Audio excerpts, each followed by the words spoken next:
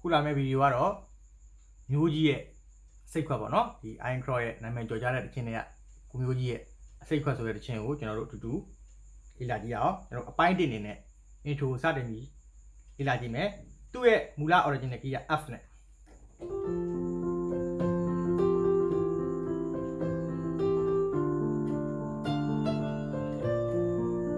နော်သူကအဲ့လိုမတီးရမှာအောင်ဒါပေမဲ့ဒီမှာကျွန်တော်တို့အားလုံးတချို့လူတွေလည်းရအောင်ဒီ C နဲ့ပဲဒီမှာကျွန်တော်အကြမ်းရှင်းပြမယ်เนาะတချို့မလိုက်နိုင်တဲ့လူတွေရှိမယ်လိုက်နိုင်တဲ့လူတွေရှိမယ်အဲ့ဒီတော့ကျွန်တော်ဒီအစိတ်ခွက်ကို F နဲ့ဒီ C နဲ့ပဲတီးမှာပေါ့ transport ပြောင်းလိုက်မယ် transport ကိုကျွန်တော် minus control လိုက်မယ်เนาะမနေ့ကတော့သူက transport ကဒါ0ဒီကနေ့ဆို C ဆိုတာ0 1 2 3 4 5 F ဆိုရင်အပေါင်း5လုပ်လို့ရတယ်ဒါပေမဲ့ကျွန်တော်တို့ကဒီမှာအတန်အနှိမ့်တွေကိုလိုချင်တာဖြစ်တဲ့အတွက်ကျွန်တော်တို့ကဒီမှာအနှုတ်ခွန်ကိုယူလိုက်0ဆိုတော့အနှုတ်1အနှုတ်2အနှုတ်3အနှုတ်4အနှုတ်5အနှုတ်6အနှုတ်ခွန်ကလည်း FP ဖြစ်တယ်အဲ့တော့အနှုတ်ခွန်ကိုပြောင်းပြီးတော့စပြီးကြည့်မယ်နော်ဇာမိုးက68လောက်ရှိတယ်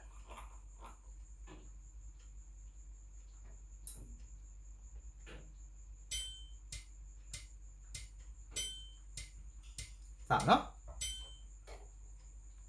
ကဲဟောတစ်ခေါက်ကြည့်ကြအောင်နော်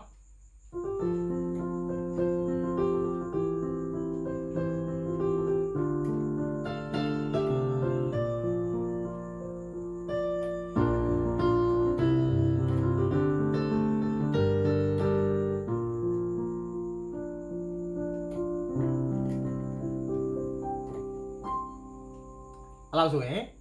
ရှင်းဆိုလို့ရတယ်ငါချင်ရညာနေထားလေဆိုင်လေးဘူးခတ်နေတော့တော်လေးရိုက်ပေါ့သူကအဲ့ intro ဒီအဆိုပိုက်ကြော်ရိုးပဲဒီ intro ကယူရတာအဲ့တော့ကျွန်တော်တစ်ခါတော့ပြန်စစ်ကြည့်အောင်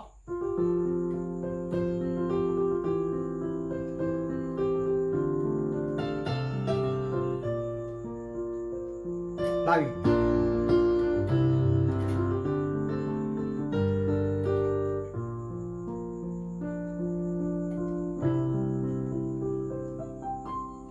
ကဲစတင်ပြီးတော့ရှင်းလင်းကြည့်မယ်ဒီဘိုင်းရောနော်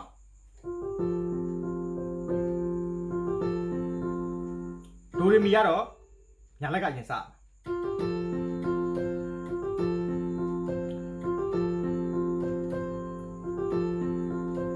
မနေ့ကဒိုရီမီဆိုဟုတ်တယ်မလားအဲ့ဒါကိုစမ်းရရတီးမယ်ဆိုတော့ तू ကဘယ်လက်ကကော့တွေပါတွက်မယ်ဆိုရင်မီယာဒူနဲ့ကြောက်ရမယ်အဲ့တော့ဒိုရီမီဆိုဒိုဟောဒိုရီမီဆိုဒိုဆိုအဲ့လိုဖြစ်သွားတာပေါ့ပြန်ကြည့်မယ်ဒိုရီမီဆိုဒိုဆိုပြန်ကြည့်မယ်ပုံမှန်လေးသွားဒီလိုတီးရမှာနော်အခုကျွန်တော်ဖြည်းဖြည်းလေးတီးရဒိုရီကတော့ညာဘက်ကပဲရင်စ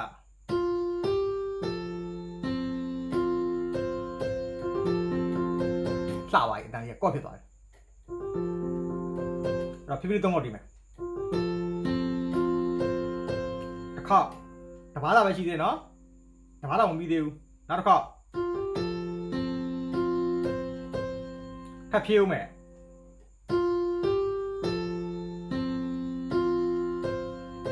စီကော့ပြီးရင်နားမယ်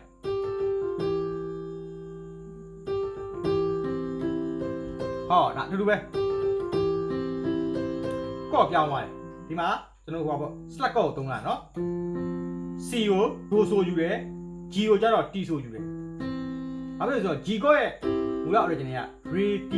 so T re လေဒီမှာကျွန်တော်တို့က T ကနေစပြီးယူလိုက်တာပေါ့ base ကိုဆိုကနေမစဘူး G ကော့ကိုဒီ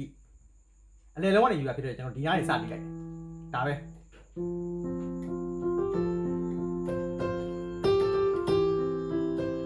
အဲ့ရှင်းရှင်းလေးပဲနှစ်ပါးလုံးကအကုန်စင်တူတယ်ဘာကွာသွားလဲ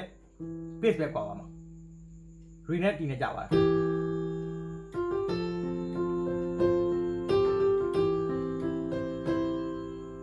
အဲ့တော့အဲ့နှစ်ပါးကိုကျွန်တော်၃ခေါက်ကန်ပြီးပြမယ် နားလားရေမီရေဒိုညာကြီးပဲတီးမယ်ရေထဲကြလဲကြအောင်ဒီဘက်ကရွှေ့လိုက်မယ်ဒီလက်တန်းလေးကိုဘေးကိုကားလိုက်ရေဒီရကြရနော်ဆိုတီရေဆိုတီဆိုဆိုပေါ့တစ်ခါနောက်တစ်ခါထပ်ရှင်းမယ်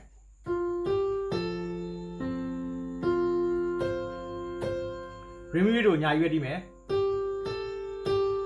ရွှေ့လိုက်ပြီဘေးကားလိုက်ပြီနော်ဒါပဲဒါတော့နှစ်ပါးမိသေးနော်တပိကြံသေးရနော်ကြည့်မယ်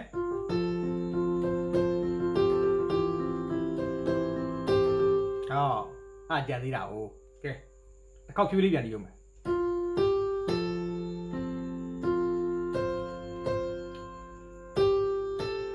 ရွှေ့ပြီ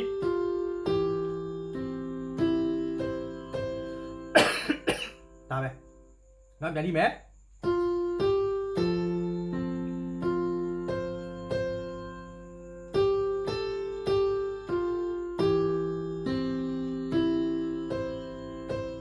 ဒါပဲစမ်းမယ်ကြည့်စမ်းမယ်နော်sorry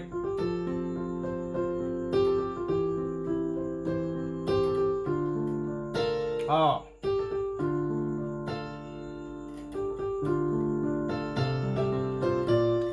အမကျွန်တော်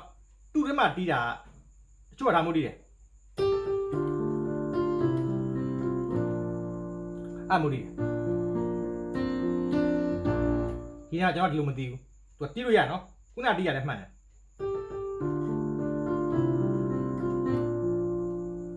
မှုလို့ရှိုးတီးတယ်ဒါပေမဲ့ကျွန်တော်ကဒါမျိုးတီးမယ်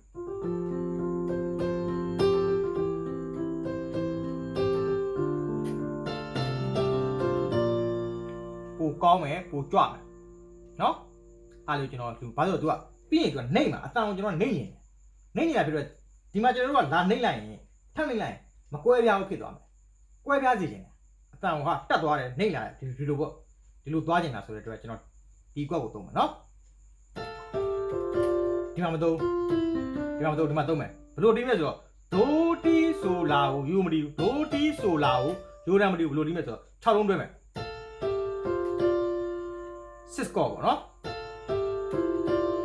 ဒိုတီ9လုံးတွဲရတယ်ဆိုပြန်တွဲရတယ်ရတာပဲဒါမှကျွန်တော်ဒါမျိုးပဲကြည့်လိုက်မယ်နော်ဒိုတီဆိုလာဒါမျိုးလေးပဲကြည့်လိုက်မယ်ကဲအဲ့တော့အဲ့3ပါးကိုကျွန်တော်ဖြည်းဖြည်းရှင်းမယ်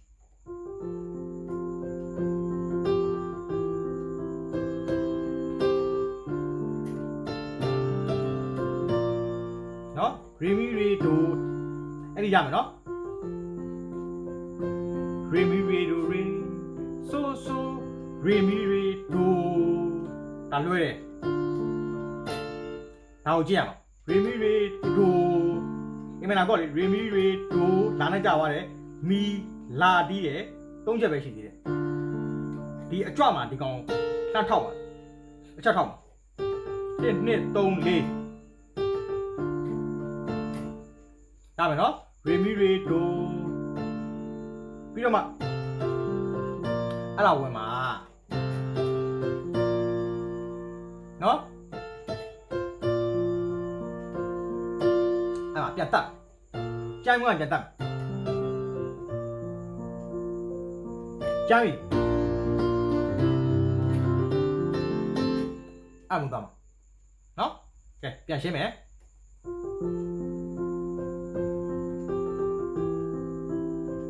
လာပြီရီမီတွေရပြီနော်ရီမီတွေကရှင်းရမလို့ညာဘက်ကြီးပဲတိရဖြစ်တဲ့အတွက်ပြန်တီးပြအောင်ကြီးအိမ်မနာဒိုကြပြီခုမှစရီမီတွေဒိုမီလာဒိုမီနဲ့တွေ့တယ်ဒီဒို1 2 3 4အဲ့မဲ့1 2 3 4ဆိုတာပါဇက်ကကြီးတာဒါပေမဲ့ तू ကနှစ်ချက်ထဲမှာပဲရှိမှာနော်ရီမီတွေဒိုတောက်ဒိုရီမီတွေ1 2ရီမီတွေ1 and 2ရီမီတွေ1 and 2 and မှာကြာသွားတာ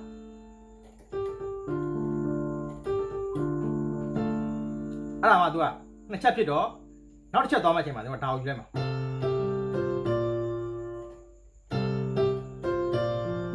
ဒါကိုကျွန်တော်ကဖမ်းယူလိုက်ပါကဲပြန်ကြည့်ကြအောင်နော်ရေးကြည့်ရနော်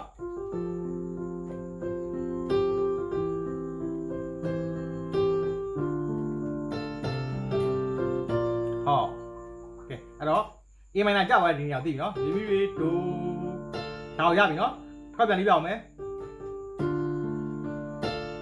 တစ်ခါပြန်ပြီးပြအောင်မယ်တစ်ခါထပ်ပြီးပြအောင်မယ်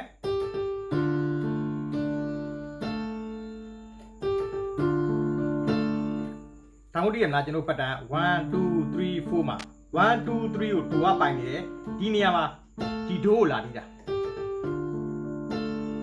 ပို့လှသွားတာပေါ့နော်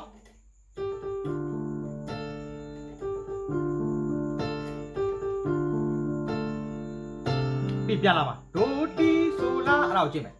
ဒိုတီဆိုလာဒိုတီဆိုလာဒိုတီဆိုလာဒိုမီနဲ့တွေ့ရတယ်တီယိုရီနဲ့တွေ့တယ်လာကိုဒိုနဲ့တွေ့တယ်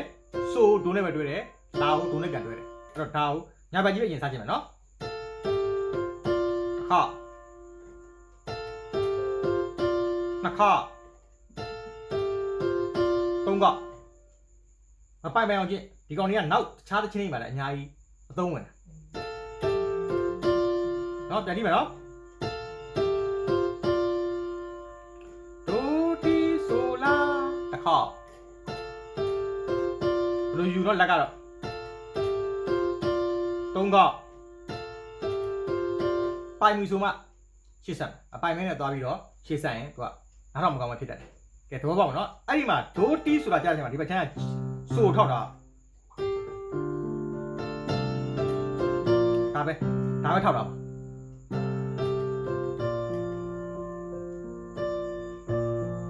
ဒါကြသွားခြင်းမှာ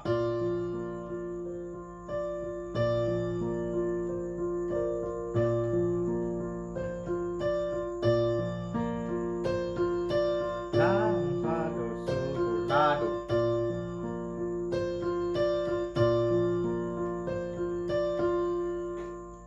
ရှင်းပါနော်ကဲအဲ့တော့အဲ့ဒီကိုကျွန်တော်တို့တစ်ဖက်ဖြတ်မယ်နော်လာပြီတက်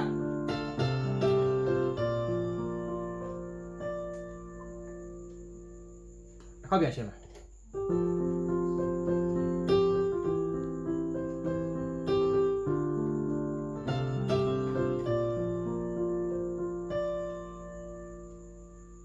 တစ်ခါပြန်ပြီးတော့တီးအောင်မယ်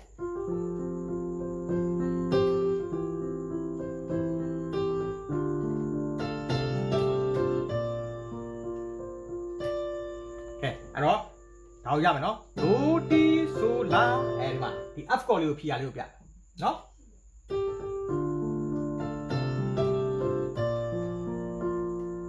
ဒိုတီဆိုလာပြီးတော့ဒီလိုကြာသွားတယ်နော်ဒီဘက်ကလာဒိုကြတယ်ဒီဘက်ကတတန်ဖာကိုကြတယ်1 2 3 4 1 2 3 4 1 2 3 4တောင်းတော့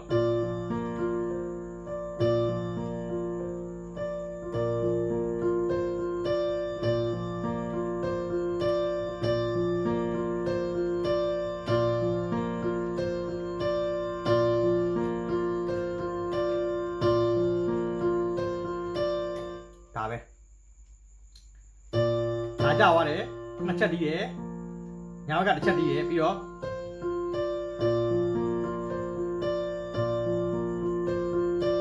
ဟောက်ကြလာဖာဒိုလာတော့လာလို့ခေါ်လိုက်မယ်နော်တူကြပါတော့လာဒိုဖာဒိုဆိုဒိုလာဖြည်းဖြည်းလေးသုံးခေါက်တီးရ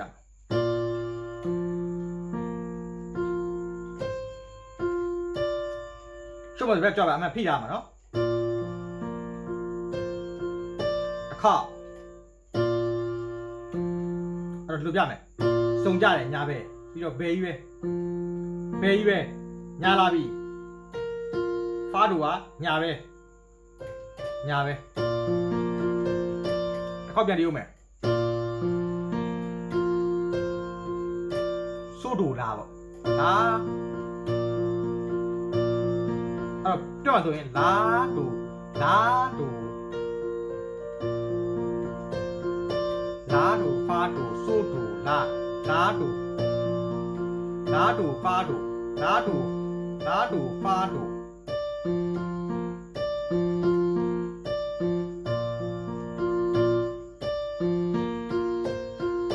ယူပါကြည့်မယ်ဆိုရင်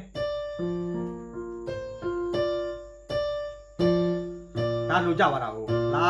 လာကြပါတယ်လူချတယ်ဖာတူပြီးတော့ဆိုလိုလာကိုတီးလိုက်တော့ဘောင်းလေးယုံကြည်တယ်ဒီကောင်တီးမယ်ဆိုရင်အခြေခံရမှာဖြစ်တဲ့အတွက်တော့သဘောပေါက်လိမ့်မယ်အဲ့တော့ကျွန်တော်ဣတိမရွေးတလုံးချင်းလိုက်ပြီးရှင်းပြလို့ဟောလွယ်တဲ့တခြင်းမဟုတ်ဘူးဒီရှင်းကိုတီးမဲ့လူကလည်းအခြေခံရှိရမယ်ဒီကော့တွေရဲ့အသွားလာတွေကိုသဘောပေါက်ရင်ရတယ်နော်အဲ့တော့ဖြည်းဖြည်းလေးစိတ်ရှည်နေကျင်းကြပါကဲအဲ့တစ်ခေါက်ပြန်နေမယ်အထီကိုနော်